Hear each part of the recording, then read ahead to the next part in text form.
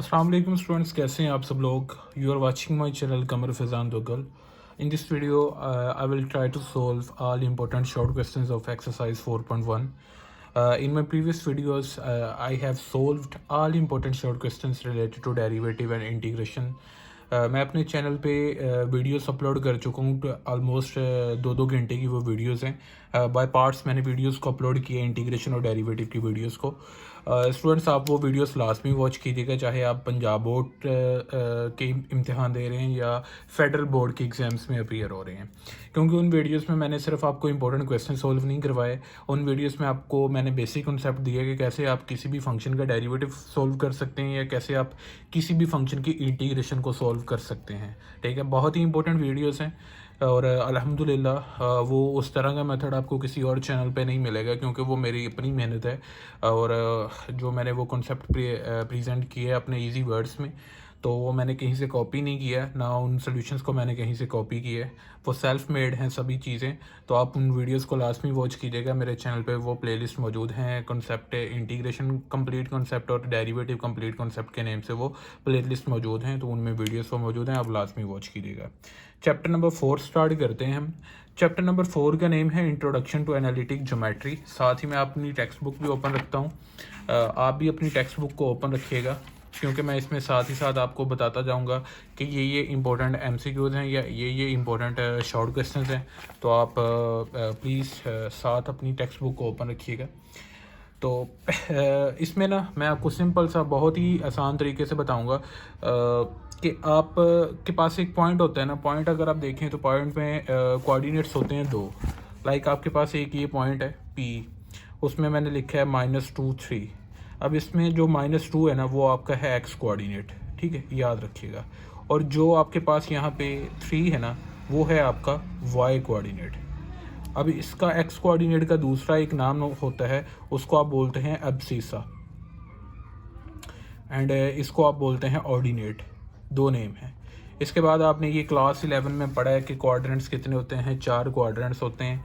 Class 11 9th chapter में I think trigonometry में पढ़ा होगा आपने, 4 क्वाड्रेंट्स होते हैं। पहले क्वाड्रेंट में एक्स कोऑर्डिनेट भी पॉजिटिव और वाई कोऑर्डिनेट भी पॉजिटिव, दूसरे में एक्स नेगेटिव और वाई पॉजिटिव होता है, तीसरे में दोनों कोऑर्डिनेट्स आपके नेगेटिव होते हैं। या लाइक यहाँ पे वो पॉइंट आएगा जिसका एक्स कोऑर्डिनेट भी नेगेटिव और वाई कोऑर्डिनेट भी नेगेटिव। अब अगर इसकी एग्जांपल दें तो पी एक पॉइंट हो, लाइक उसके कोऑर्डिनेट्स हो -2 और -4।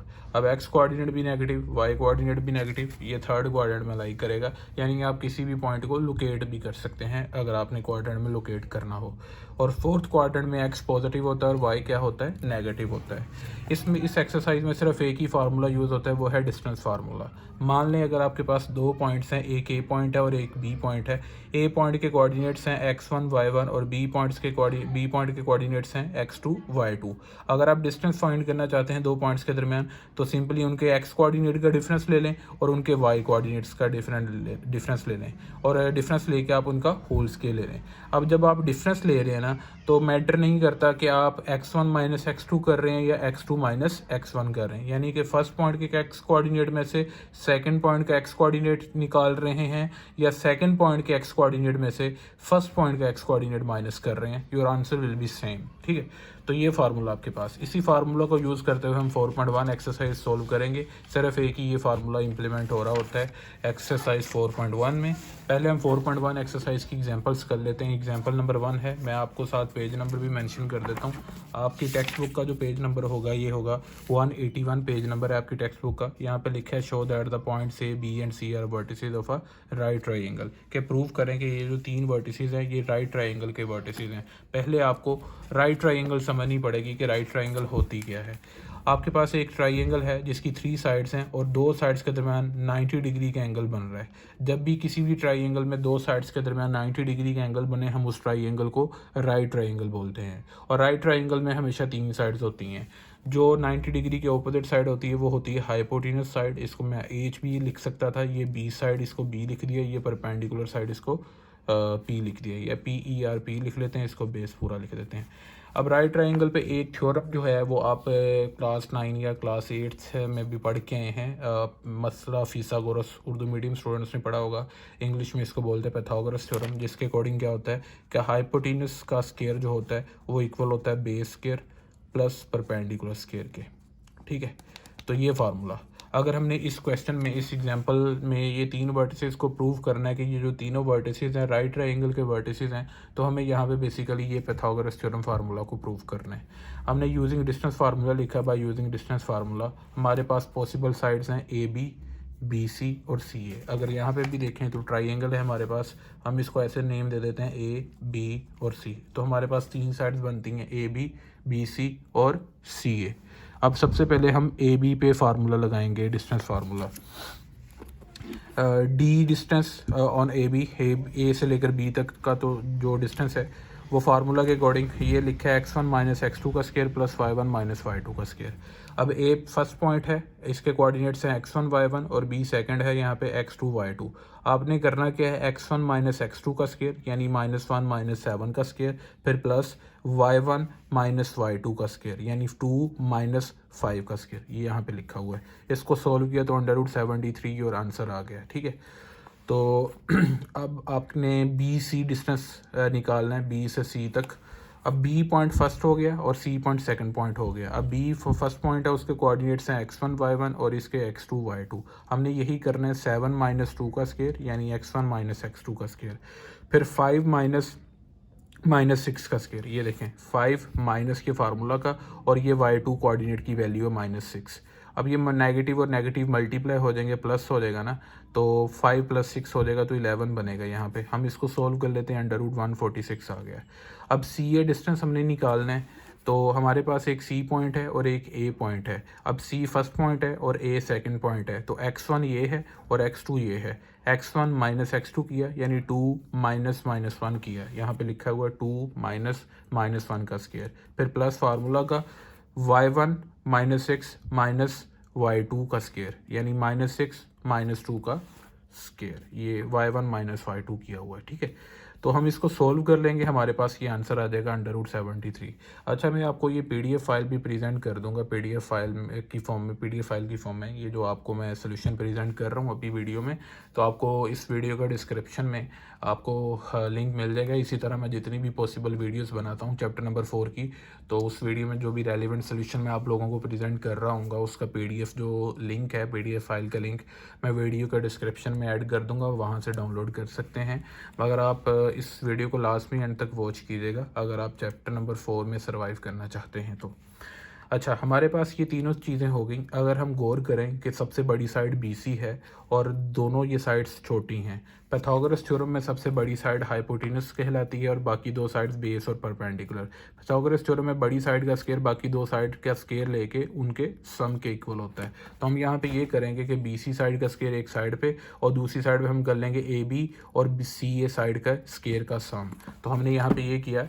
बाय पाइथागोरस थ्योरम आप यहाँ पे लिख सकते हैं, by Pythagoras theorem base square plus perpendicular square is equal to hypotenuse square. अब पीछे सबसे बड़ी साइड BC बन रही थी तो BC का स्केयर इक्वल आ गया AB square plus CA square के। तो इनकी वैल्यूज लिखी, स्केयर रूट से कैंसिल आउट हो रहा है, 146 इधर भी बन रहा है, 146 बन रहा है। इसका मतलब पाइथागोरस थ्योरम जो है वो यहाँ पे प्रूव हो रहा है यानी वैलिड है यहाँ पे पाइथागोरस थ्योरम। तो इसका मतलब है कि ये जो ट्राइंगल हमारी बनती है ABC, ये लिख लें given vertices are vertices of right triangle, या ये लिख दें ABC is a right triangle जैसे उसने एग्जांपल में लिखा होगा सोल्यूशन में, with right angle at A। तो 90 डिग्री का एंगल कहाँ पे बन रहा है, A पे। आपको ये कैसे पता चलेगा, क्योंकि अगर आप देखें तो आपके पास जो सबसे बड़ी साइड है वो BC बन रही है। अगर आप इस ट्राइंगल को ऐसे ड्रा करें कि इसका मतलब है जो पाइथागोरस थ्योरम में जो बड़ी साइड BC है वो हाइपोटेनस है, तो ये B हो गया, लाइक ये C हो गया। अब यहाँ पे A पॉइंट बचता है तो इसका मतलब 90 डिग्री का एंगल किस पॉइंट पे बन रहा है, A पॉइंट पे बन रहा है। तो इस तरह मैंने इस एग्जांपल को प्रूव कर दिया है। अब इसके बाद आपके पास एग्जांपल नंबर 2 है, बड़ी इजी एग्जांपल है ये भी। एग्जांपल नंबर 2 की स्टेटमेंट और इसका पेज नंबर मैं आपको दिखा देता हूँ। पेज 180 है और पेज 182 है। इस पे एग्जांपल नंबर 2 है, उसने लिखा है कि जी the point C is the centre of circle, कि एक सर्कल है उसका सेंटर जो पॉइंट है वो C है, उसके कोऑर्डिनेट्स आपको गिवन है। इसके बाद आपके पास एक P पॉइंट है जो कि सर्कल पे कहीं भी लाई कर रहा है। हमें ये ग्राफिकली बनाने की ज़रूरत नहीं है, ना ये सोल्यूशन में पूछा जाएगा। अगर आप ऐसे ये यानी कि यहाँ पे हम तो सर्कल मैनुअली बनाएंगे ना, जैसे मैंने बनाया है, इसने पूरा ग्राफिकल वे में इसको प्रेजेंट किया है, इसकी ज़रूरत नहीं है। खैर, हमें पता चल गया कि सर्कल का सेंटर पॉइंट बताया है और सर्कल पे एक पॉइंट बताया है पी पॉइंट जो सर्कल की बाउंड्री पे लाई कर रहा है, और उसने कहा है कि रेडियस फाइंड करें। आप डायग्राम बना लें, आपको जल्दी समझ आ जाएगी कि सर्कल एक ड्रा कर लिया, सेंटर पॉइंट और पी पॉइंट कहीं भी लाई कर रहा है। अब पी पॉइंट्स के कोऑर्डिनेट्स देख के हमें पता चलता है कि एक्स कोऑर्डिनेट पॉजिटिव और वाई कोऑर्डिनेट नेगेटिव है। तो इस सेंटर को मैं अगर ऊपर देखूंगा तो मैं मान लेता हूँ अपने अंदाजे से कि ये फर्स्ट क्वाड्रेंट है, इधर वाली साइड को देखूंगा तो ये सेकंड क्वाड्रेंट है, ये थर्ड इधर, और इधर फोर्थ क्वाड्रेंट है। या पी पॉइंट फोर्थ में था तो हमने इसको अंदाजे से यहाँ पे ना हाइपोथेटिकली यहाँ पे लोकेट कर दिया पी पॉइंट को। अब रेडियस क्या होता है, सेंटर पॉइंट से लेकर सर्कल के ऊपर मौजूद कोई भी पॉइंट हो उधर तक का फासला, from centre point C to point P, C से लेकर पी तक या पी से लेकर जो सी तक का जो डिस्टेंस है वो आपका रेडियस कहलाता है। हमने लिखा गिवन दैट, ये आपने चीज़ लाजमी लिखनी है कि गिवन दैट सी सेंटर दिया है आपको, C is the centre of circle, और उसके बाद आपको दिया है पी पॉइंट दिया है which lies on the circle, P is the point which lies on the circle. अगर हम फिगर से देखें तो सी से लेकर तो जो पी तक का जो डिस्टेंस है वो आर के इक्वल है, तो आप इस रेडियस को कैलकुलेट कर सकते हैं। तो आपके पास रेडियस की वैल्यू आएगी 13। हमने डिस्टेंस फार्मूला भी पीछे सॉल्व लगाना सीखा है, इम्प्लीमेंट किया है जो पिछली एग्जांपल है। तो यहाँ पे भी सी से लेकर पी तक का डिस्टेंस लगाया है। अब सी पी लिखा है, अब सी फर्स्ट पॉइंट हो जाएगा, पी सेकंड पॉइंट, तो ये हो जाएगा x1 माइनस x2 का स्क्वायर, फिर प्लस y1 माइनस y2 का स्क्वायर। तो आपके पास रेडियस की वैल्यू 13 आ जाती है। ये एग्जाम्पल नंबर 2 सोल्व हो जाती है। इसके बाद जो अगली एग्जांपल है काफ़ी इंपॉर्टेंट है, पास पेपर में काफ़ी दफ़ा आ चुकी है। इसमें ये होता है कि इसकी स्टेटमेंट है कि point dividing the line segment in a given ratio. Like आपके पास एक लाइन सेगमेंट है, मैं आपको बहुत इजी वे में इसका समझाता हूँ कि आपके पास एक लाइन सेगमेंट है ए से बी तक, एक पी पॉइंट आता है। अगर ये पी पॉइंट इस ए बी लाइन सेगमेंट को टू पार्ट्स में डिवाइड करता है, वो इस तरह डिवाइड करता है कि इसके पहले पार्ट की लेंथ और दूसरे पार्ट की लेंथ, यानी पहला पार्ट है ए पी और दूसरा पार्ट है पी बी या बी पी, इन दोनों की जो लेंथ है, ठीक है, वो आपके पास सेम आती है। तो इसका मतलब है ये पी पॉइंट जो है वो सेंटर पॉइंट में आ रहा है, मिड पॉइंट इसको बोलते हैं। इस लाइन का मिड है ये, तो इसको बोलेंगे मिड पॉइंट। मिड पॉइंट का फार्मूला और होता है, आप बहुत जगह पे यूज़ कर चुके हैं। नेक्स्ट जहाँ पे मिड पॉइंट का फार्मूला यूज़ हुआ तो मैं आप लोगों को करवा दूंगा। एनीवेज यहाँ पे जो स्टेटमेंट है वो मैं आप लोगों को बता रहा हूँ कि point dividing the line segment in a given ratio. इसका मतलब है ये जो पी पॉइंट होगा वो सेंटर में नहीं होगा, उसने आपकी ए बी लाइन सेगमेंट को ऐसे डिवाइड करना है, like A B line segment है, पी पॉइंट यहाँ पे हम लोकेट कर देते हैं या यहाँ पे बना देते ड्रा कर लोकेट कर देते हैं। तो पी पॉइंट यहाँ पे मान लें कि आ गया। अब पहला पार्ट ए पी है और दूसरा पार्ट पी बी पी है, इन दोनों की रेशो है। तो वो कैसे रेशो, यानी कि पहले पार्ट की लेंथ मान लें 1 है और दूसरे पार्ट की लेंथ 3 है, तो इनकी रेशो हो जाएगी 1:3। तो इक्वल रेशो में डिवाइड नहीं किया, यानी इक्वल लेंथ में, ये इक्वल डिस्टेंस में पी पॉइंट ने लाइन सेगमेंट को डिवाइड नहीं किया। तो हमें यहाँ पे इस टॉपिक में करना क्या है, ये जो पी पॉइंट है जिसने हमारी ए बी लाइन सेगमेंट को डिवाइड किया है, हमें इस पी पॉइंट के कोऑर्डिनेट्स को फाइंड करना है। बहुत ही इजी मेथड है इसको फाइंड करने का। तो मान लें कि आपके पास एक लाइन सेगमेंट ए बी है, मैंने लिखा है, और वहाँ पे ए पॉइंट फलां है और बी पॉइंट के कोऑर्डिनेट्स ये हैं आपके सामने, x1 y1 ए पॉइंट के कोऑर्डिनेट्स और बी के x2 y2। अब आपके पास एक पी पॉइंट आता है जो कि आपकी लाइन सेगमेंट ए बी को दो रेशोस में डिवाइड करता है, एक रेशो में दो रेशोस बोल दिया, एक रेशो में डिवाइड करता है K1 रेशो K2। K1 क्या है, K2 क्या है, ये समझ लें इधर कि ए बी लाइन सेगमेंट है, ये पी पॉइंट मैंने लोकेट कर दिया। अब ए से लेकर पी तक का जो डिस्टेंस है वो K1 है और पी से लेकर बी तक का जो डिस्टेंस है वो K2 है। अब ये जो K1 और K2 की जो रेशो है ये अनइक्वल है, यानी कि ये जो अनइक्वल डिस्टेंस है। अब हमारे पी पॉइंट ने हमारी ए बी लाइन सेगमेंट को दो पॉइंट्स पार्ट्स में डिवाइड किया है और एक जो रेशो बनी है वो K1 रेशो K2 बनी है। ये जो रेशो बनी है ये जो अनइक्वल रेशो है। हमें चाहिए इस पी पॉइंट के कोऑर्डिनेट्स को फाइंड करना कि हमारे पास पी पॉइंट के कोऑर्डिनेट्स क्या आते हैं। अब इन पी पॉइंट्स के इस पी पॉइंट के कोऑर्डिनेट्स को हमने फाइंड करना है ना, तो सिंपली हमें क्या करना है, K1 x2 plus K2 x1 over K1 plus K2 और K1 y2 plus K2 y1 over K1 plus K2 formula लगाना है। इस फार्मूला को आप ईजिली कैसे याद रख सकते हैं, आप एक लाइन सेगमेंट ऐसे ड्रा कर लें, ठीक है, ये मान लें A है, इसके कोऑर्डिनेट्स यहाँ पे लिख लें x1 y1 और इसके लिख लें B, ये बी पॉइंट और इसके लिख लें x2 y2 और यहाँ पे एक पी पॉइंट मैनुअली हाइपोथेटिकली यहाँ पे ड्रा कर लें, ठीक है। इसके कोऑर्डिनेट्स हम फाइंड करना चाहते हैं, कोऑर्डिनेट्स ऑफ पी। इस पी पॉइंट के कोऑर्डिनेट्स फाइंड करने तो पहले आपको पता होना चाहिए कि आपके पी पॉइंट ने इस लाइन सेगमेंट को रेशो में डिवाइड किया, उस रेशो की वैल्यू कितनी है। यानी जो पहला पार्ट है उसकी वैल्यू K1 और दूसरे की K2। तो रेशो आपके पास बनती है K1 रेशो K2। अब आपने करना क्या है, K1 है उसको x2 से मल्टीप्लाई करना है और K2 जो है उसको x1 से मल्टीप्लाई करना है उलट, और नीचे इन दोनों वैल्यूज़ का सम K1 और K2 का। और इधर फिर अब y कोऑर्डिनेट की बारी आएगी। इसी तरह K1 है उसको y2 से और K2 जो है उसको y1 से मल्टीप्लाई करना है और नीचे K1 प्लस K2 होगा। आई होप कि आपको इस फार्मूला की समझ आ गई है। तो जब हम इसके क्वेश्चन सॉल्व करेंगे, एग्जांपल सॉल्व करते हैं, तो आपको समझ लग जाएगी। अब दो यहाँ पे पॉसिबिलिटीज़ हो सकती हैं कि आपका पी पॉइंट जो है वो सेंटर में आ रहा है, इसका मतलब है इसने इस लाइन सेगमेंट को इंटरनली डिवाइड किया है। अगर मैं इसी तरह लेता कि ए बी लाइन सेगमेंट है और पी पॉइंट या तो इधर ड्रा कर देता, ठीक है, या तो इधर ड्रा कर देता इस साइड पे, तो इसका मतलब है कि आपका जो पी पॉइंट इधर है इसने आपकी लाइन सेगमेंट ए बी को दो पार्ट्स में तो डिवाइड किया है। वो कैसे, पहला पार्ट ए बी उसने बनाया और दूसरा पार्ट उसने ए से लेकर बी तक, और पहला पार्ट उसने पी ए बनाया और दूसरा पार्ट उसने ए बी बनाया।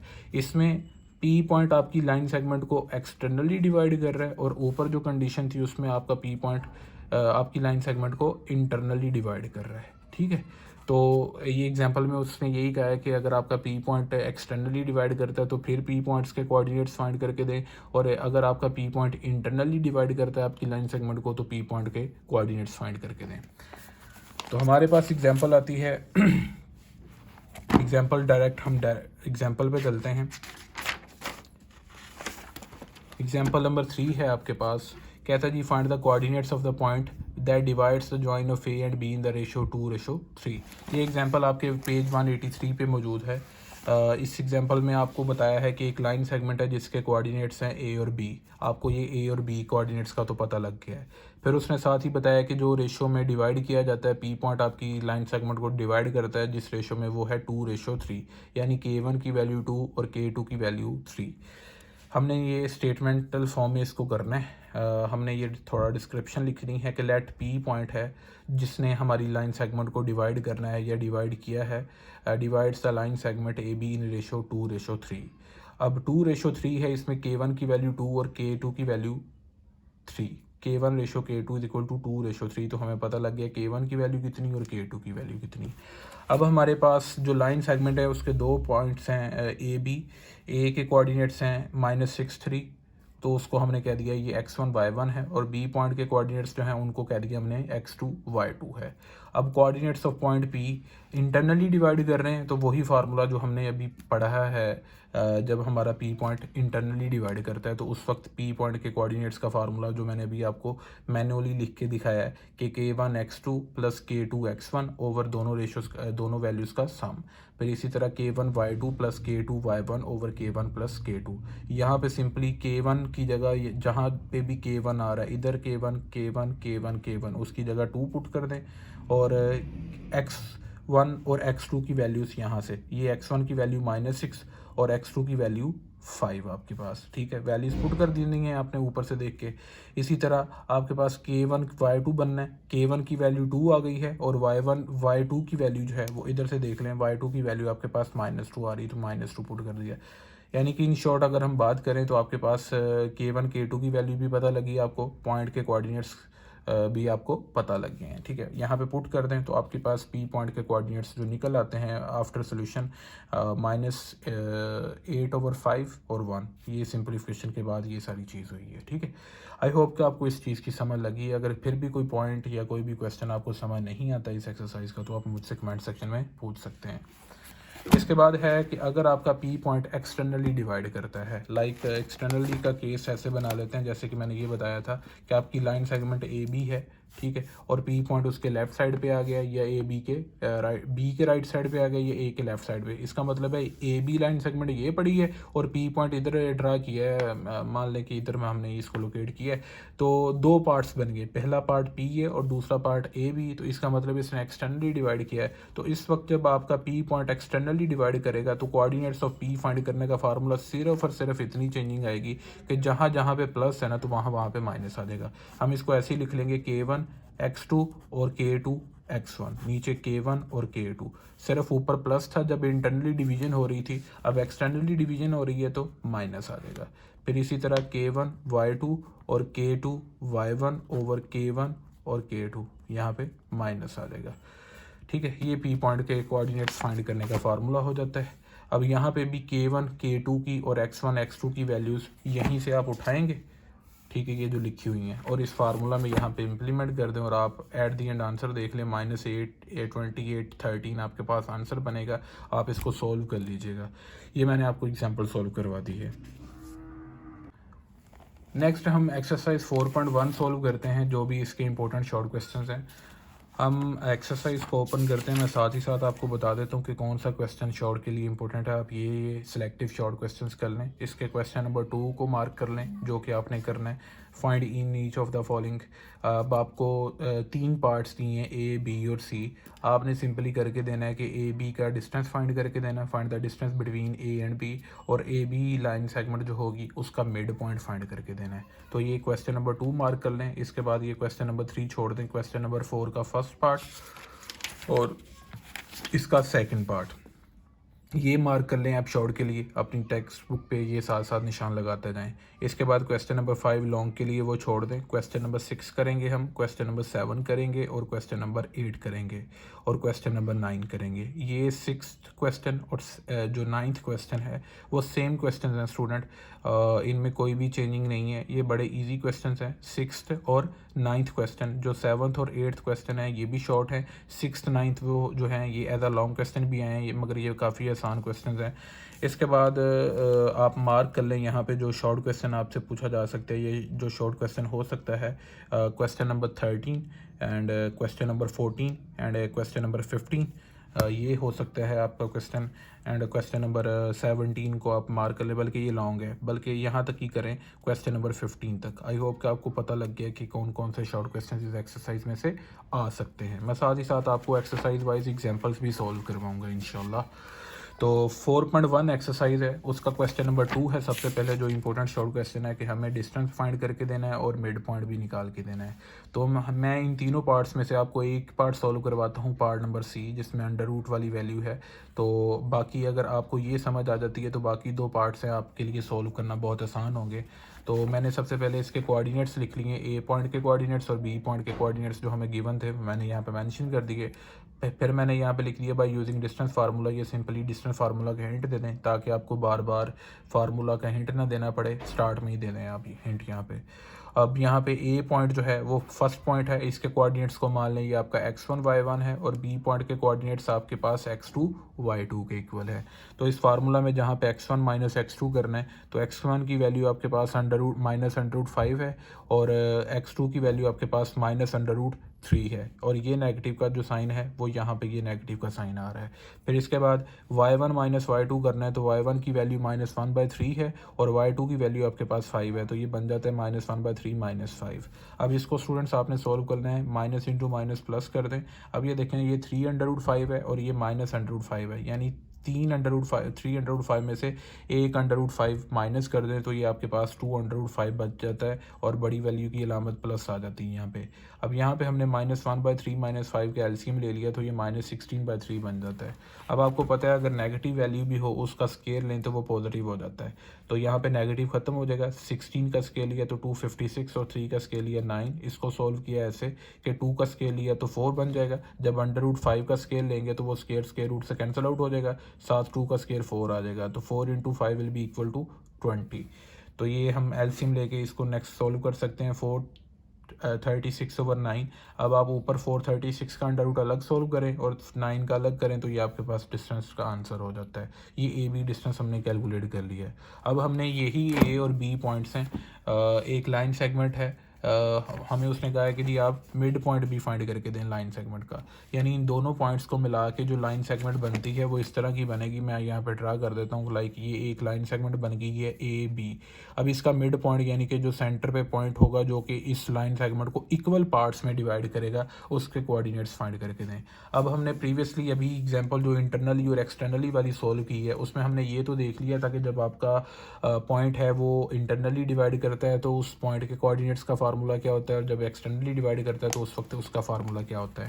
मान लें कि अगर आपके पास लाइन सेगमेंट है ए बी, तो अगर वो पॉइंट पी आपके लाइन सेगमेंट को इक्वल पार्ट्स में डिवाइड करे, यानी K1 रेशो K2 जो है वो इक्वल रेशो में डिवाइड करे, K1 की वैल्यू भी 1 और K2 की वैल्यू भी 1 हो, यानी सेम रेशो में डिवाइड करे, सेम वैल्यूज़ में डिवाइड करे इक्वल रेशो में, तो उस वक्त वो पी पॉइंट आपका क्या कहलाएगा, मिड पॉइंट। तो हम इसको बोलेंगे mid point of A B line segment का जो मिड पॉइंट है वो आपका बेसिकली पी पॉइंट है या कोऑर्डिनेट्स ऑफ पी। तो कोऑर्डिनेट्स ऑफ पी फाइंड करने के लिए आप ए बी पे मिड पॉइंट का फार्मूला लगा देंगे। अब मिड पॉइंट का फार्मूला कैसे इंप्लीमेंट करना होता है कि इसके कोऑर्डिनेट्स मान लें x1 y1 है और इसके हैं x2 y2। तो मिड पॉइंट का फार्मूला बहुत सिंपल है कि दोनों को x कोऑर्डिनेट्स को ऐड कर दें और 2 पे डिवाइड कर दें, और इधर y1 प्लस y2 कर दें और 2 पे डिवाइड कर दें। That's your mid point formula. तो हमने इस फार्मूला को यूज़ किया है x1 प्लस x2 और y1 प्लस y2 दोनों के बटे में 2। अब x1 और x2 की वैल्यू कहाँ से आएगी, आप अपने बुक पे या पीछे जो आपने लिखा होगा उसमें देख लें कि x1 की वैल्यू -√5 है और x2 की वैल्यू -3√5 है। तो दोनों का सम बन जाएगा -√5 -305/2। तो ये एक -√5 और ये -305, माइनस इंटू माइनस प्लस हो जाता है, तो ये टोटल -4 इंटू √5 बन जाता है, 4√5। ये बड़ी वैल्यू की अलामत आएगी। अब बटे में 2 वैसे ही है। इधर क्या किया, y1 प्लस y2, y1 की वैल्यू -1/3 है और y2 की वैल्यू 5 है। y1 की वैल्यू हमने लिखी -1/3 प्लस y2 की वैल्यू लिखी 5। इसका एलसीएम लिया तो ये ऊपर एलसीएम बन जाता है -1 प्लस 15/3। ये 3 डिवाइड हो रहा है, नीचे लाकर इसको मल्टीप्लाई कर दें इस 2 के साथ, इधर 2 के साथ मल्टीप्लाई कर दें तो 3 इंटू 2 6 बन जाता है। तो ऊपर 15 -1 14 हो जाता है, तो 14/6 बनता है। 7/3 कैंसिलेशन होके आ जाता है, 2 पे कैंसिल करें अगर हम, तो यहाँ पे कैंसिलेशन हुई तो ये आपके पास आंसर आ गया। ये मिड पॉइंट हमने फाइंड कर लिया है। आई होप कि आपको इस पार्ट की समझ लगी है। बाकी 2 पार्ट्स आप सोल्व कर लेंगे, फिर भी आपको कोई कन्फ्यूजन होती है आप मुझसे पूछ सकते हैं। इसके बाद है हमारे पास question number 4, very important question. इसके रिलेटेड हम एग्जांपल भी सोल्व कर चुके हैं अभी। जो पहली एग्जांपल थी हमने इसी के रिलेटेड की थी कि हमें 3 पॉइंट्स दिए गए हैं ए बी एंड सी। हमें प्रूव करना है कि ये जो तीनों वर्टिसेस हैं ये राइट ट्राइंगल के वर्टिसेस हैं। हमने इसको सेम एग्जांपल वाले फार्मूला से करना है, मेथड से करना है कि यूजिंग डिस्टेंस फार्मूला, डिस्टेंस का फार्मूला लिख दें, ए से बी तक जो डिस्टेंस फाइंड कर लें। अब ए बी का डिस्टेंस निकाल लिया, फार्मूला आपके सामने है, ये x1 y1 है और ये x2 y2, ए पहला पॉइंट और बी दूसरा पॉइंट। तो सिर्फ x1 x2 और y1 y2 की वैल्यूज़ को पुट करते हैं, सोल्व कर लें तो आपके पास √12 आंसर आ जाता है। ये फार्मूला सिंपल है स्टूडेंट, एक ही है, तो इस वजह से मैं बार बार आपको फार्मूला इम्प्लीमेंट करना नहीं सिखा रहा। इसके बाद हमने बी सी का डिस्टेंस निकाला है, बी टू सी। अब बी पॉइंट आपके पास है √3 -1 और सी पॉइंट है 0 -√2। ये आपका पहला पॉइंट है, इसके कोऑर्डिनेट्स हैं x1 y1 और ये दूसरा है, इसके कोऑर्डिनेट्स हैं x2 y2 आपके पास। तो हम इसको सोल्व करते हैं, x1 - x2 का स्क्वायर प्लस y1 - y2 का स्क्वायर। इसको सोल्व किया तो ये 2 आंसर आ जाता है। इसी तरह हमने सी ए निकाला है, या ए सी निकाल लें या सी ए निकाल लें, that's your own choice, answer आपका सेम आएगा, इसका कोई मसला नहीं। अब सी पहला पॉइंट कह दिया हमने और ए को दूसरा पॉइंट कह दिया। अब इसके कोऑर्डिनेट हो गए x1 y1 और ए के कोऑर्डिनेट्स हो गए x2 y2। तो हमने डिस्टेंस फार्मूला में कोऑर्डिनेट्स की वैल्यूज़ को पुट कर दिया तो हमारे पास आंसर आ गया 4। अगर हम इन तीनों के डिस्टेंस के आंसर को देखें, जो हमारे पास सबसे पहले ए बी डिस्टेंस आया था वो आया था √12 के इक्वल, ठीक है, और जो बी सी का डिस्टेंस आया था वो 2 के इक्वल आया था और सी का डिस्टेंस 4 के आया था। तो हमने पैथागोरस थ्योरम लगाना है, बाय पैथागोरस थ्योरम हमने लिख लिया। अब हमने गौर करना है इनमें से सबसे बड़ी साइड कौन सी है। तो इनमें सबसे बड़ी साइड जो है वो √12 है। √12 को आप सोल्व करेंगे तो इसका आंसर 4 से बड़ा आएगा। तो इसका मतलब है ए बी आपका हो गया हाइपोटीनस, ठीक है। और बाय पैथागोरस थ्योरम यही होता है ना कि hypotenuse is equal to base square plus perpendicular square, ठीक है। सॉरी स्टूडेंट्स, मैं मिस्टेक कर गया एक, कि ये बड़ी साइड नहीं है। √12 सोल्व करेंगे तो इसका आंसर 4 से स्मॉलर देन आएगा। तो इनमें सबसे बड़ी साइड जो है वो CA है।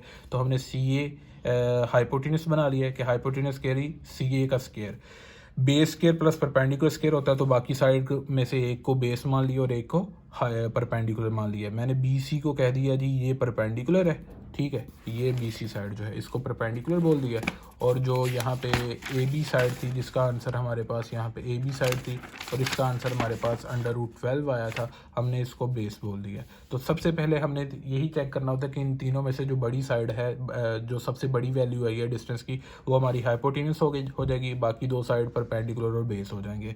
तो हमने यहाँ पे इसको सोल्व किया तो ये 4 का स्क्वायर 16 हो गया, ये √12 का स्क्वायर लिया तो ये स्क्वायर रूट से कैंसिल, और यहाँ पे 2 का स्क्वायर लिया तो 4, और ये 12 + 4 कितना हो जाएगा 16 और 16। यानी कि यहाँ पे पैथागोरस थ्योरम वैलिड प्रूव हो रहा है, लेफ्ट हैंड साइड और राइट हैंड साइड का जवाब बराबर आ रहा है। इसका मतलब है ये जो आपके तीनों वर्टिसेस थे, hence given vertices form a right triangle, या ये लिख लें hence proved given vertices are vertices of right triangle, that's your answer.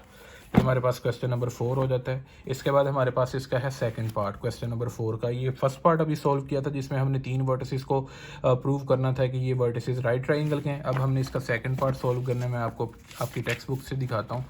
इसके सेकंड पार्ट में ये है कि the points A, B and C, ये आपको 3 पॉइंट्स दिए हैं कि ये वर्टिसेस हैं आइसोसेलेस ट्राइंगल के, प्रूव करें। आइसोसेलेस ट्राइंगल क्या होती है? ये आइसोसेलेस ट्राइंगल की मैंने डायग्राम बनाई है जिसमें 2 साइड सेम है और एक थर्ड साइड जो है वो बड़ी है। 2 sides are of equal length. Using distance formula मैंने AB पे डिस्टेंस लगाया है, ये A है और ये B है, ये x1 y1 है और ये x2 y2 है। ये फार्मूला आपके सामने है, सिर्फ कोऑर्डिनेट की वैल्यू पुट करें और आपके पास √41 आंसर आ जाएगा। फिर मैंने लगाया जी BC पे डिस्टेंस फार्मूला, B ये है और C ये है, ये x1 y1 हो गया, C दूसरा पॉइंट है, ये x2 y2 हो गया। डिस्टेंस फार्मूला यही पड़ा है, इसमें सिर्फ B और C में से देख के x1 y1 और x2 y2 कोऑर्डिनेट्स की वैल्यूज यहाँ पे पुट करें फार्मूला के अकॉर्डिंग, तो आपको BC साइड का जो डिस्टेंस है वो भी मिल जाएगा √41।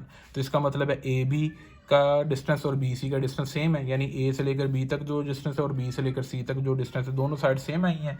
तो हम लिखेंगे as AB = BC, hence proved given vertices are isosceles triangle. Isosceles triangle वही होती है जिसमें 3 वर्टिसेस होते हैं, यानी कि 3 साइड्स होती हैं।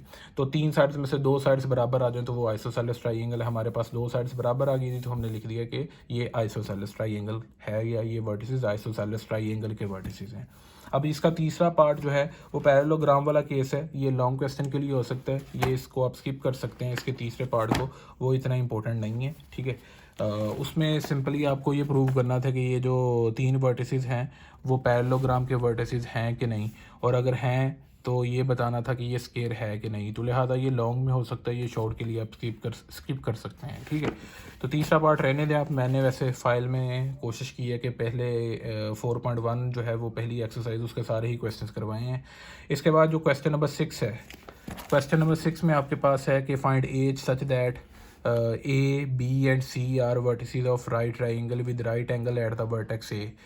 अब इसमें एज फाइंड करना है। अच्छा स्टूडेंट, ये क्वेश्चन जो है वो लॉन्ग क्वेश्चन भी हो चुके हैं पास्ट पेपर्स में, और ये शॉर्ट भी हो सकता है कि आपको 3 वर्टिसेस दिए हैं A, B, C, और आपको यहाँ पे बता दिया है कि ये जो तीनों वर्टिसेस हैं वो एक राइट ट्राइंगल के वर्टिसेस हैं, और यहाँ पे जो राइट एंगल जो है, यानी राइट एंगल से मुराद 90 डिग्री का जो एंगल है वो वर्टेक्स A पे बन रहा है। अगर हम इसको डायग्राम से शो करना चाहें तो हमें बता दिया गया कि जो वर्टेक्स A है वहाँ पे 90 डिग्री का एंगल बनेगा।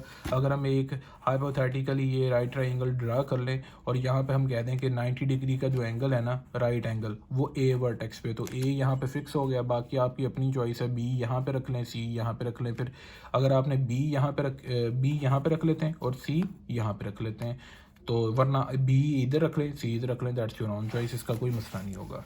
तो हमने ऐसे ही इसको सोल्व किया है। तो गिवन वर्टिसेस आर लिख लिए। सबसे पहले आपने लिखना है कि आपके पास जो गिवन वर्टिसेस थे उनके कोऑर्डिनेट्स लिख लेने, A, B और C के तीनों के कोऑर्डिनेट्स। फिर आपने लिखना है by using distance formula. Distance formula का बार बार हिंट नहीं दिया मैंने, क्योंकि ऑब्वियसली मैं पीछे लिख चुका हूँ। बहरहाल आप सोल्यूशन में यहाँ पे लिख सकते हैं कि distance formula is basically equal to x1 - x2 का स्क्वायर प्लस y1 - y2 का स्केयर यहाँ पे लिख लें। राइट ट्रायंगल इस तरह बना लें कि आप राइट ट्रायंगल ड्रा कर लेंगे तो आपको क्वेश्चन की ज़्यादा समझ आ जाएगी, सोल्यूशन ज़्यादा आसान हो जाएगा। ए वर्टेक्स जो है वो आप 90 डिग्री के एंगल पे रख लें, बाकी बी सी आपकी अपनी चॉइस जहाँ पे मर्जी रख लें। मैंने यहाँ पे बी रख दी और यहाँ पे सी रख दिया।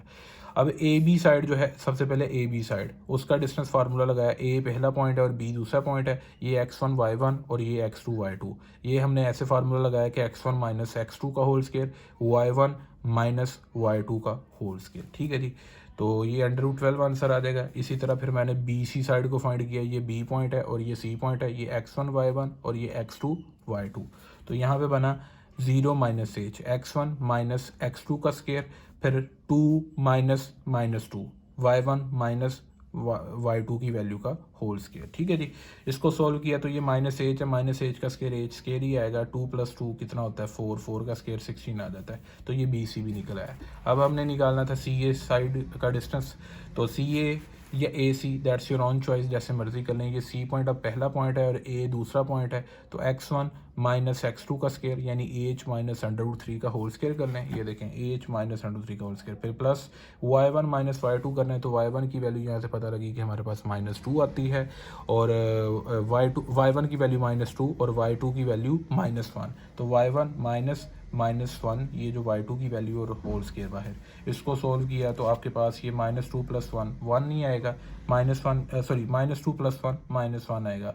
अब -1 का स्केयर लें तो यहाँ पे +1 बन जाता है। अब यहाँ पे एच माइनस √3 का होल स्केयर, ये अलजेब्रिक फार्मूला लगा है, A square plus B square minus 2ab, जिसके अकॉर्डिंग स्केयर रूट से कैंसिल हो जाएगा। नेक्स्ट यहाँ पे 3 बच जाएगा, ये 2√3h हो जाता है। तो हमारे पास ये प्लस का 3, ये प्लस का 1, ये प्लस का 4 बन जाता है। तो इस तरह हमने ये तीनों साइड्स के डिस्टेंस निकाल लिया, ए बी सी और सी ए।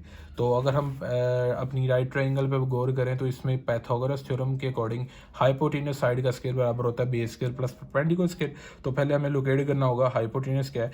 ये हाइपोटेन्यूस है, ये बेस है और ये परपेंडिकुलर है।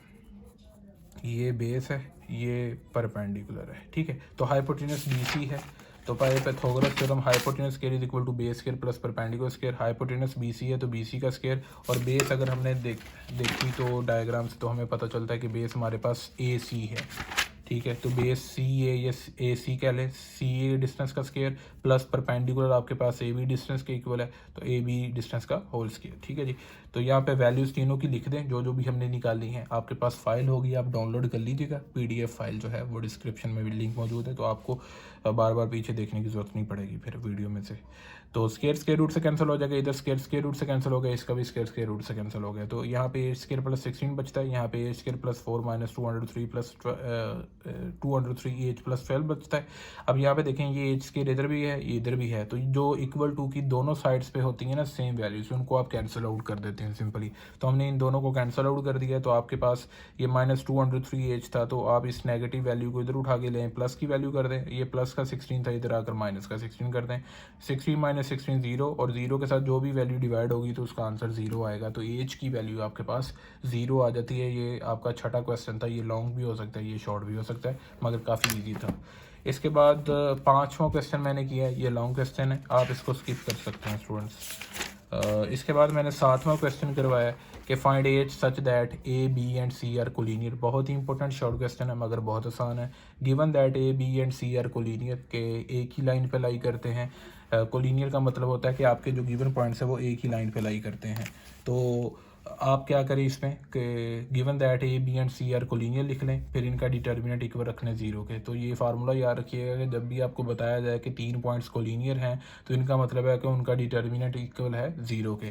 डिटर्मिनेंट कैसे लेना है, ये x1 y1 पहले पॉइंट के कोऑर्डिनेट्स, ये दूसरे पॉइंट के कोऑर्डिनेट्स और ये तीसरे के कोऑर्डिनेट्स। अब इनमें जो तीसरा कॉलम होगा ना, क्योंकि डिटर्मिनेंट हमेशा एक स्क्वायर मैट्रिक्स का लिया जाता है, यानी स्क्वायर मैट्रिक्स से मुराद अगर आपके पास इस तरह 3 रोज बन रही हैं ना, 1 2 और 3, कॉलम भी इसी तरह फिर 3 बनने चाहिए। पहला कॉलम, दूसरा कॉलम, अब तीसरा कॉलम तो था नहीं, तो तीसरा कॉलम की एंट्रीज आपने 1 1 1 ले लेनी है। ठीक है, अब आप यहाँ पे x1 y1 की वैल्यूज़ को पुट कर दें। ये है x1 और y1 की वैल्यू, ये x1 y1 की वैल्यू, ये x2 y2 की वैल्यू, ये x3 y3 की वैल्यू। यहाँ पे ये कोऑर्डिनेट्स की वैल्यू पुट कर दी। अब हम एक्सपेंड करेंगे, आपकी अपनी चॉइस है। आप जिस मर्ज़ी कॉलम को, जिस मर्ज़ी रो को एक्सपेंड कर लें। जब आप एक्सपेंड करेंगे ना कॉलम 3 को, मैं आपको ये प्रीवियस भी सॉल्व करवा चुका हूँ, कहीं क्वेश्चन आया होगा। अब मुझे याद नहीं है कि मैंने कहाँ पे ये डिटर्मिनेंट मेथड करवाया है। एनीवेज आपने ये फर्स्ट ईयर में भी किया है डिटर्मिनेंट फाइंड करना। तो इसमें मैं कॉलम 3 को एक्सपेंड कर रहा हूँ। जब मैं कॉलम 3 को एक्सपेंड कर रहा हूँ तो इसका मतलब है कि मेरा कॉलम 3 फिक्स हो गया है। अब मैं रोज़ चेंज करता जाऊँगा, कॉलम मेरा फिक्स रहेगा।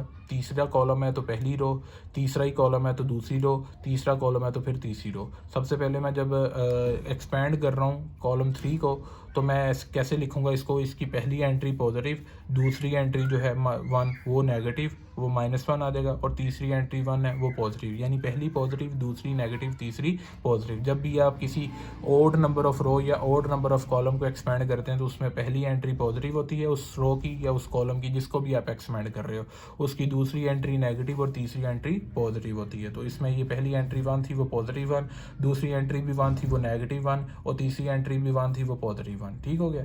अब मैंने किया क्या, यहाँ पे जो डिटर्मिनेंट में 2/2 का डिटर्मिनेंट बना है वो कैसे बना है कि जब आपने कॉलम तो तीसरा ही लिया उस वक्त आपने पहले फर्स्ट टाइम पहली रो लेनी है। तो जब पहली रो और तीसरा कॉलम है तो समझें कि ये डिटर्मिनेंट में से जहाँ पे मैंने बॉल पॉइंट्स रखी हैं ये चीज़ें गायब हैं। बाकी जो एंट्रीज 3 2 7 3 नज़र आ रही हैं वो यहाँ पे लिख दें।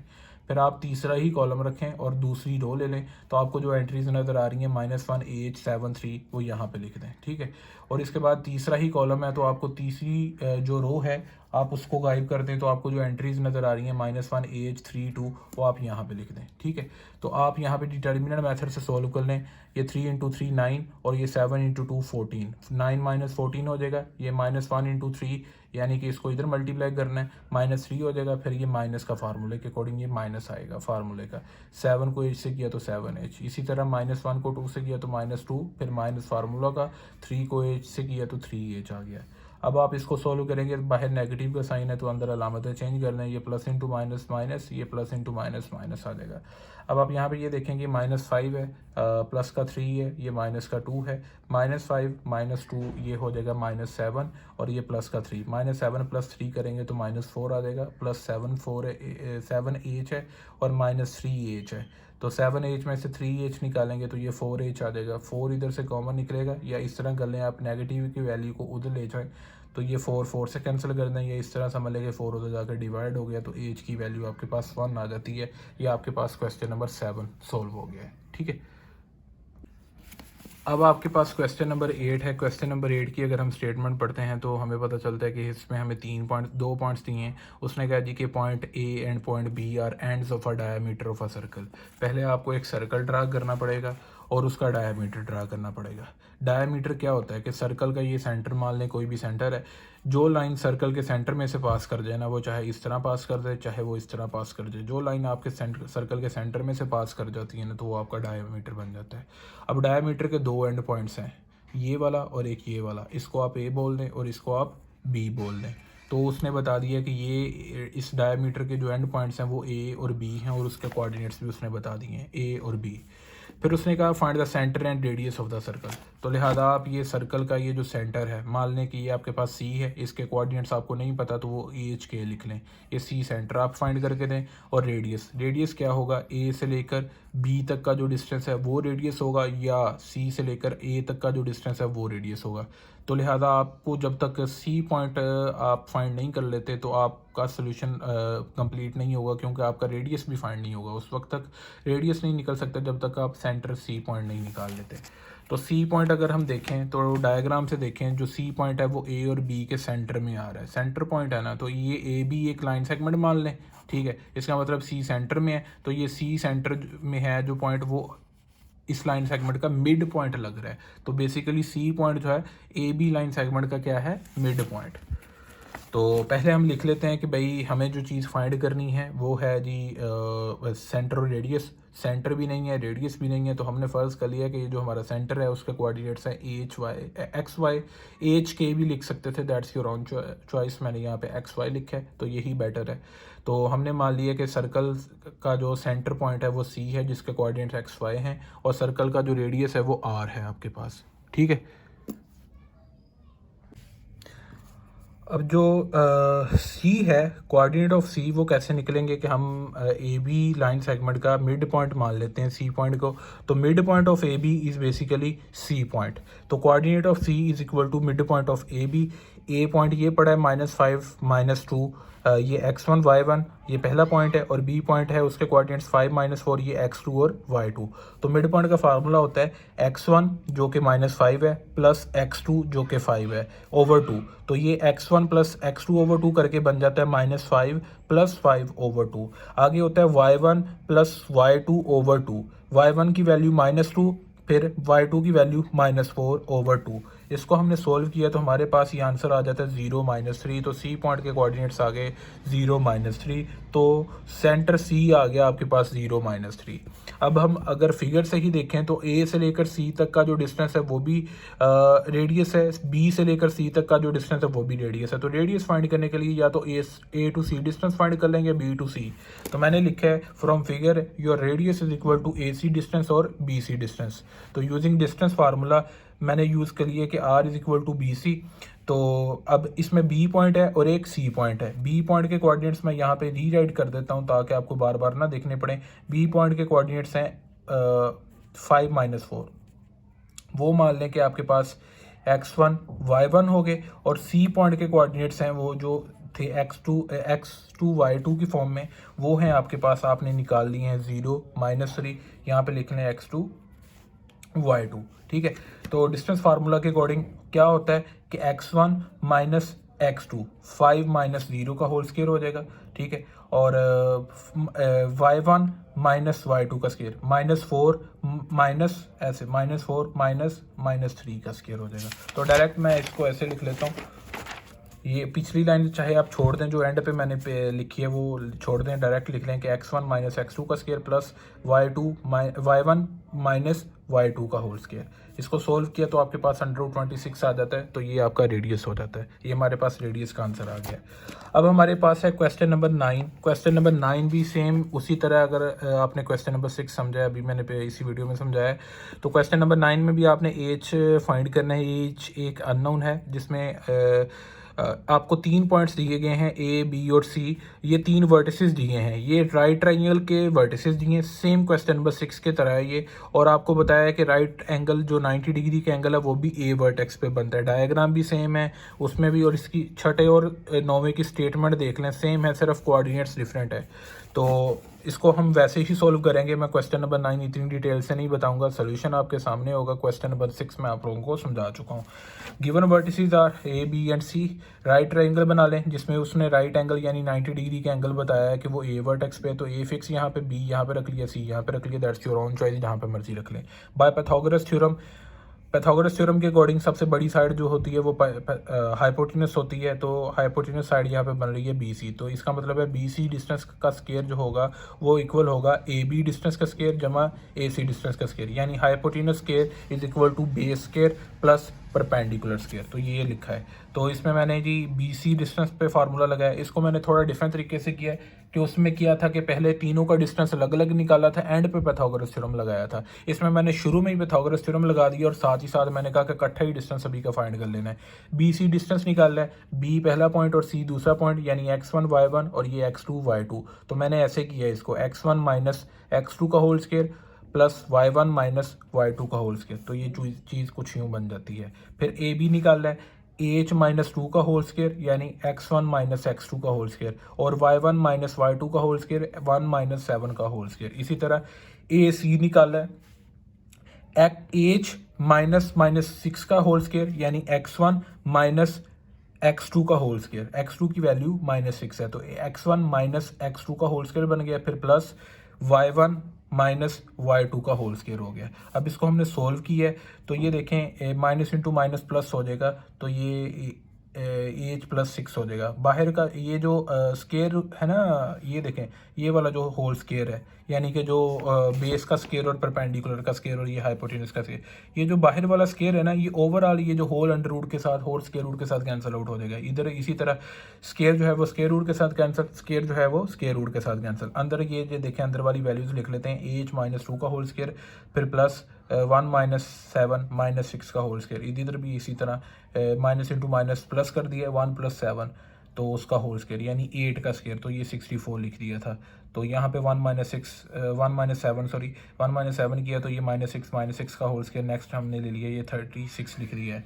इधर 7 + 7 14 का स्क्वायर लिख दिया है, ये 2 + 6 8 का स्क्वायर, ये सोल्व किया तो 260 बन गया। अब इधर देखें कि यहाँ पे अलजेब्रिक फार्मूला a - b का होल स्क्वायर जिसके अकॉर्डिंग होता है a² + b² - 2ab। इधर भी इसी तरह ये a + b का होल स्क्वायर वाला फार्मूला, a² एच का स्केयर, आगे फिर 6 जो है वो बी की वैल्यू बी का square plus 2ab। I hope कि यार ये आपको फार्मूलाज आते हैं। अब इसमें ये देखें कि ये एच स्केयर है, ये एच स्केयर है, ये 2h स्केयर हम बना देंगे। पहले इससे मैंने ये किया कि ये जो कांस्टेंट है उनको सोल्व कर लिए, ये 4 है और ये 36 है, ये 40 बना दिया है। इसके बाद ये -4h वैसे ही सा लिखा है। अब एच स्केयर और 12h वैसे ही, ये 36 है, ये 64 है, ये 100 बना दिया है। तो ये 100 और 40 140 नेक्स्ट कर दिया है। और यहाँ पे ये देखें ये एच स्केयर और ये एच स्केयर 2h स्केयर कर देंगे और -4h और ये +12h ये 8h कर देंगे। तो ये आपके पास ये कुछ यूँ वैल्यू बन जाती है और ये 260 इधर अगर माइनस कर दें इधर 0 बच जाता है। तो ये क्वाड्रेटिक इक्वेशन की फॉर्म बन जाती है। इन दोनों में अब इन तीनों वैल्यूज़ में से 2 कॉमन निकल रहा है तो 2 कॉमन निकाल दिया, 2 को उधर 0 पे डिवाइड कर दिया तो 2 खत्म हो गया। तो अंदर बच जाते सिर्फ h² + 4h - 60। तो फैक्टराइजेशन फार्मूला के अकॉर्डिंग इसकी फैक्टराइजेशन की। आई होप कि आपको ये फैक्टराइजेशन तो सोल्व करने आती है। तो 2 फैक्टर्स हमें मिलते हैं h - 6 और h + 10।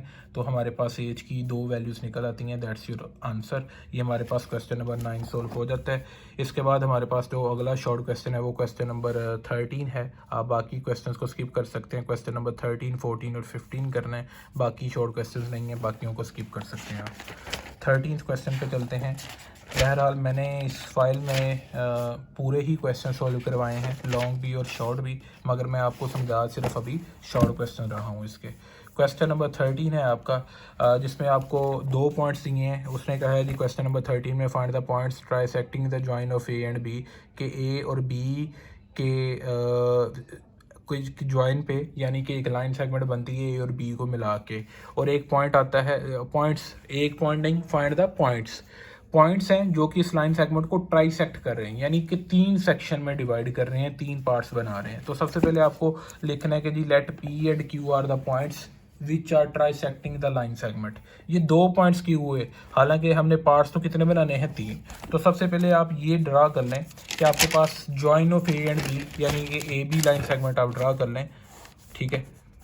अब उसने बोला है find the points which are trisecting the join of A and B. A B line segment को 3 सेक्शन में डिवाइड कर रहे हैं। अगर मैं 3 पॉइंट्स लूंगा ना, मान लें 1, 2 और 3 पॉइंट ले लिए, पी क्यू आर, तो ये पार्ट्स बन गए 4। कैसे? पहला पार्ट ए पी, दूसरा पी क्यू, तीसरा क्यू आर और चौथा आर बी। तो ये तो 4 पार्ट्स बन गए। तो हमने ट्राइसेक्ट करना है, 3 पार्ट्स बनाने हैं, तो हम लेंगे सिर्फ 2 पॉइंट्स, पी ले लिया और एक क्यू पॉइंट ले लिया। अब पहला पार्ट बन गया ए पी, दूसरा पी क्यू और तीसरा क्यू बी। अब जो 4 पॉइंट पी, पहले हम पॉइंट पी को फाइंड करना चाहेंगे। अगर हम पॉइंट पी के लिए देखें तो हमारे पास रेशो क्या बनती है, 1। इसको मान लें कि 1 डिस्टेंस की है, ये 1 और यहाँ पे 1 और 1 2, ठीक है। तो ए पी पॉइंट, जब आपने पी पॉइंट के लिए देखना है तो क्यू पॉइंट समझे गायब है। तो इधर है जी 1 का डिस्टेंस और इधर है 2 का, तो 1:2 बनती है। K1:K2 बराबर बनती है 1:2। तो इधर K1 की वैल्यू 1 है पी पॉइंट के लिए और इधर K2 की वैल्यू 1 + 1 2 है, ठीक है। तो रेशो बनती है 1:2। तो यही मैंने लिखा है 4 point P, your ratio is 1:2। Coordinates of P, मैंने एग्जांपल आपको सोल्व करवाई थी, अगर आपने स्टार्ट में एग्जांपल समझी है एक्सरसाइज से, इसी एक्सरसाइज की एग्जांपल नंबर 3, तो मैंने फार्मूला लिखवाया था वहाँ पे K1x2 + K2x1 और K1y2 + K2y1। नीचे दोनों के जो कॉन्स्टेंट है उनका सम आ जाएगा। अब यहाँ पे x2 y2 x2 x1 y2 y2 y1 इनकी वैल्यूज़ हम ए पॉइंट और बी पॉइंट के कोऑर्डिनेट्स में से लिख लेंगे। अब ए पॉइंट है -1 4 उसके कोऑर्डिनेट्स, बी के 6 2, ये x1 y1 है, ये x2 y2। तो मैंने लिख दिया है ए पॉइंट के कोऑर्डिनेट्स -1 4 वो x1 y1 के इक्वल, बी के कोऑर्डिनेट्स 6 2 वो x2 y2 के इक्वल। अब ऊपर से रेशियोज़ की वैल्यू यहाँ पे पुट कर दे, k1 और k2 की वैल्यू 1 और 2, 1 और 2, ये k1 की वैल्यू, ये k2 की, नीचे 1 + 2 k1 + k2, यहाँ पे भी 1 + 2 k1 + k2, और ये k1 की वैल्यू और ये k2 की वैल्यू, और ये x2 की वैल्यू फार्मूला के अकॉर्डिंग, और ये x1 की वैल्यू, इधर फिर y2 की वैल्यू, इधर से फिर देखते हुए y1 की वैल्यू। ये वैल्यूज़ कहाँ से आएंगी, इधर से आप देख लेंगे, वैल्यूज़ फार्मूला में पुट कर दी हैं, आपके पास आंसर आ जाएगा, ये पी पॉइंट के कोऑर्डिनेट्स निकल आएंगे। आई होप कि आपको इस चीज़ की समझ लग गई है। आगे हमने पॉइंट क्यू फाइंड करना है, 4 पॉइंट क्यू। अब क्यू पॉइंट इधर है, अगर आप क्यू पॉइंट को देखें तो इधर अब की क्यू पॉइंट के लिए दो पार्ट्स बनते हैं, A to Q and Q to B. A Q के लिए रेशो सॉरी कांस्टेंट की वैल्यू बनती है, रेशो मैंने बोल दिया, ए क्यू पार्ट के लिए कांस्टेंट की वैल्यू बनती है 1 + 1, यानी दो पार्ट्स है ना, दो पार्ट्स के इक्वल ये एक पार्ट बन रहा है। ए से लेकर क्यू तक जो हमारा पार्ट है वो दो पार्ट्स के इक्वल बन रहा है। तो इसके लिए k1 की वैल्यू 2 है, और इधर k2 की वैल्यू, क्यू से लेकर बी तक जो पार्ट है उसकी वैल्यू, k2 की वैल्यू उधर 1 है। तो इसके लिए रेशो बनती है 2:1। पी के लिए 1:2 थी, इसके लिए बनी 2:1। अब कोऑर्डिनेट्स ऑफ क्यू फाइंड करने हैं आपने, तो फार्मूला सेम वही है, ठीक है, जैसे ये ऊपर पी पॉइंट के लिए फार्मूला लिखा हुआ था, सेम वही फार्मूला। अब चेंजिंग सिर्फ इधर होगी कि k1 k2 की वैल्यू चेंज हो गई, और ए बी की x1 x2 और y1 y2 के कोऑर्डिनेट्स की वैल्यू वही सेम है, ठीक है। यानी कि ये x1 y1 है और ये x2 y2 है, सिर्फ चेंजिंग कहाँ पे हुई है, k1 k2 की वैल्यू में। तो लिहाजा हमने x1 x2 y1 y2 की वैल्यू जो ऊपर पुट की है, ठीक है, ये जैसे कि x2 x1 की वैल्यू है फार्मूला से देखते हुए, इधर भी 6 - 1, इधर भी ये देख लें 6 और ये -1 आ रहा है, ठीक है। x2 और ये x1 की वैल्यू, ये y2 और y1 की वैल्यू ऊपर भी ये देख लें, y2 और ये y1 की वैल्यू सेम आ रही है, ठीक है। तो हमारे पास ये चीज़ सॉल्व हो जाएगी, तो ये हमारे पास आंसर आ जाता है। इसका मे बी के आंसर का मसला हो जाए यहाँ पे इसका थोड़ा सा, क्योंकि यहाँ पे 6 नहीं है, यहाँ पे आना था 4, ये मिस्टेक कर दी है स्टूडेंट ने। तो मैंने स्टूडेंट को दिया था अपने स्टूडेंट को लिखने के लिए, तो ये उसने मिस्टेक कर दी है, यहाँ पे 4 आएगा। तो 4 + 4 ये 8/3 बनता है। तो इसका आंसर भी आप टैली कर लीजिएगा, तो 8/3 बनता है ये वाली चीज़। तो आई होप कि आपको इस चीज़ की समझ लगी है, इस क्वेश्चन की समझ लगी है। क्वेश्चन नंबर 13 की काफ़ी इंपॉर्टेंट शॉर्ट क्वेश्चन था। अगर फिर भी कहीं भी कोई कन्फ्यूजन होती है तो आप मुझसे पूछ सकते हैं। इसके बाद हमारे पास है क्वेश्चन नंबर 14 की स्टेटमेंट मैं आपकी टेक्स्ट बुक से पढ़ के आपको बताता हूँ। क्वेश्चन नंबर 14 है 4.1 एक्सरसाइज का।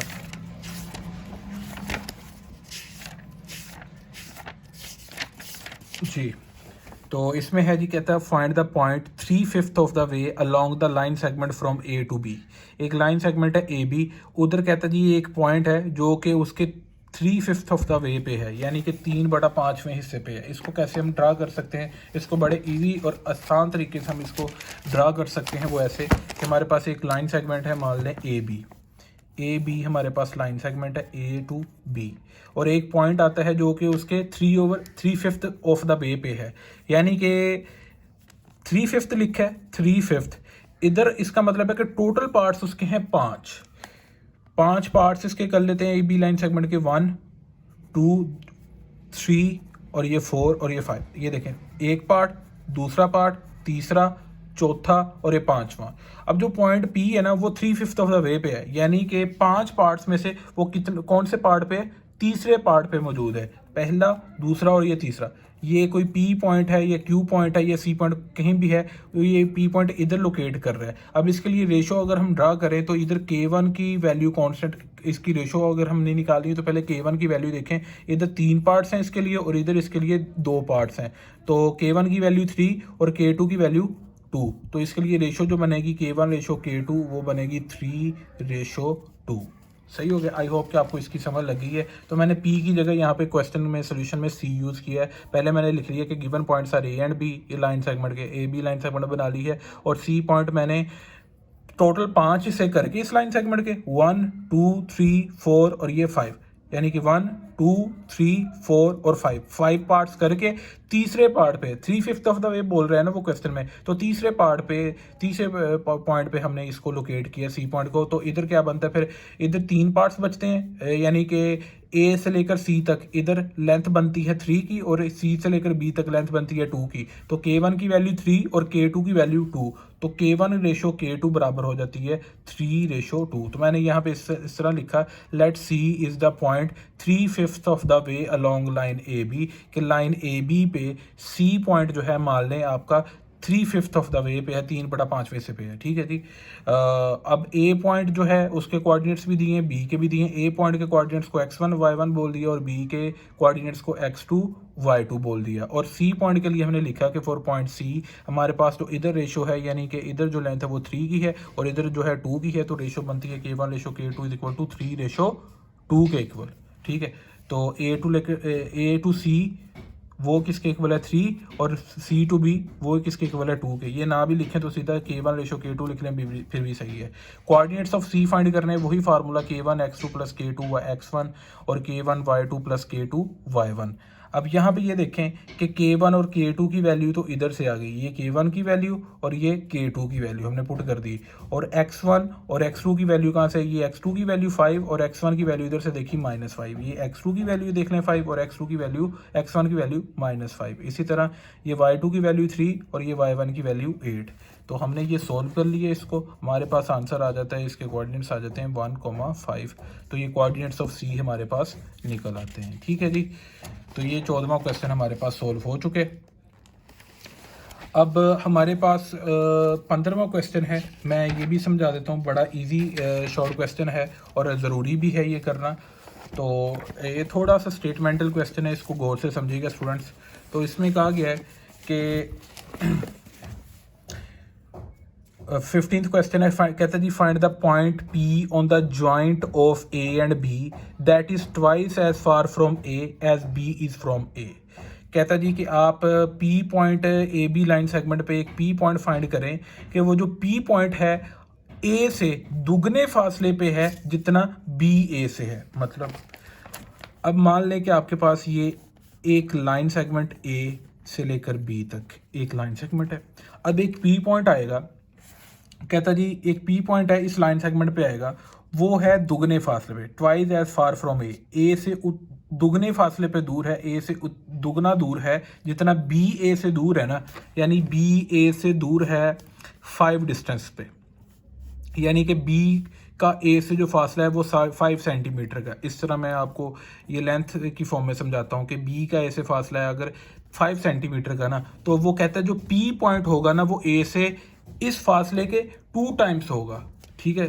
तो P पॉइंट A पॉइंट से 10 सेंटीमीटर के फासले पे होगा, इसका मतलब है। तो 10 सेंटीमीटर ड्रा करना है तो 5 सेंटीमीटर ये आगे, फिर ये 5 सेंटीमीटर का ले लें, तो ये P point basically in total P point A से 10 सेंटीमीटर के फासले पे है।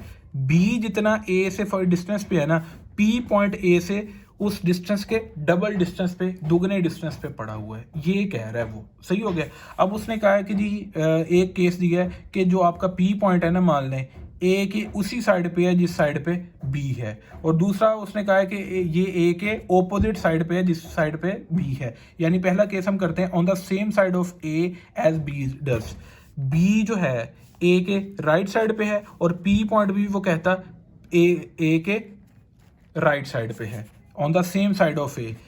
P भी A के उसी साइड पे है जिस साइड पे B है। B ये जो B पॉइंट है A के राइट साइड पे है, P पॉइंट भी A के राइट साइड पे है। तो ये पहला पार्ट जो है उसके लिए डायग्राम ये बनती है। अगर हम इसको देखें फ्रॉम फिगर, हमारे पास एक्चुअल जो लाइन सेगमेंट बनती है एंड पॉइंट्स को देखते हुए A to P line segment बनती है। एंड पॉइंट्स हैं अब A और P। B पॉइंट जो आ रहा है अब सेंटर में आ रहा है। अब mid point of AB basically B के इक्वल है। पॉइंट B जो है ना वो इस लाइन फिगर को देखते हुए AP लाइन सेगमेंट का मिड पॉइंट बन रहा है। B पॉइंट जो है हालांकि है अननोन, यही है एक्स वाई इसके कोऑर्डिनेट्स अननोन यही है, इसका भी पता है इसका भी पता है, मगर डायग्राम से देखते हुए लाइन सेगमेंट बन रही है AP और इस लाइन सेगमेंट AP का जो मिड पॉइंट है वो B पॉइंट बन रहा है B। ठीक है, तो मैंने इस क्वेश्चन को ऐसे सोल्व किया है given points are A and B, let P is the required point. ठीक है, आगे हमने लिखा कि जो पी, ये स्टेटमेंट सारी मैंने अभी समझाई है सारी, तो मैंने पहले पार्ट के लिए डायग्राम ड्रा किए, ये मैंने सेम ऐसे ही आपको समझाई है बड़े आसान तरीके से। अगर हम इस लाइन सेगमेंट से देखें, लाइन सेगमेंट ए पी बन रही है, तो इस मिड लाइन ए पी का बी जो है वो मिड पॉइंट बन रहा है, बी सेंटर में आ रहा है, तो from line segment B is basically mid point of A P line segment. तो कोऑर्डिनेट्स ऑफ बी इक्वल है mid point of A P के, तो इधर को बी के कोऑर्डिनेट्स तो हमें पता हैं 5, 6। ठीक है, और ये ए के कोऑर्डिनेट्स हैं 1, 4 और बी के पी के हैं XY, तो X1 जमा Y1 ओवर 2 कोमा Y1 की वैल्यू 4 जमा Y2 की वैल्यू Y ओवर 2। अब हम इसको सोल्व करते हैं ऐसे कि इसके x कोऑर्डिनेट को इसके x कोऑर्डिनेट के इक्वल रख लेंगे, इसके y कोऑर्डिनेट 6 को इसके y कोऑर्डिनेट के इक्वल रख लेंगे, दोनों पॉइंट्स के कोऑर्डिनेट्स को सेम इक्वल रख लेंगे, x कोऑर्डिनेट को x कोऑर्डिनेट के और y कोऑर्डिनेट को y कोऑर्डिनेट के। ठीक है, तो हमारे पास x कोऑर्डिनेट की वैल्यू 9 आ जाती है सोल्व होके, तो y कोऑर्डिनेट की वैल्यू हमारे पास 8 आ जाती है। देख लें अगर फिर भी नहीं पता चलता तो 100 पॉइंट p पॉइंट जो निकल आएगा 9, 8 उसके कोऑर्डिनेट्स आ जाएंगे। इसका सेकंड पार्ट रहने दें, वैसे भी बहुत कम चांसेस होते हैं इसके शॉर्ट क्वेश्चन में आने के, तो लिहाजा ये इस एक्सरसाइज के जितने भी शॉर्ट क्वेश्चन थे, इंपॉर्टेंट शॉर्ट क्वेश्चन थे, वो मैंने आप लोगों को करवा दिए। मैंने अभी कोई लॉन्ग क्वेश्चन आपको टच नहीं करवाया। आई होप कि आपको इस चीज़ की समझ लग गई है। तो नेक्स्ट टाइम इंशाल्लाह 4.2 सॉल्व करेंगे।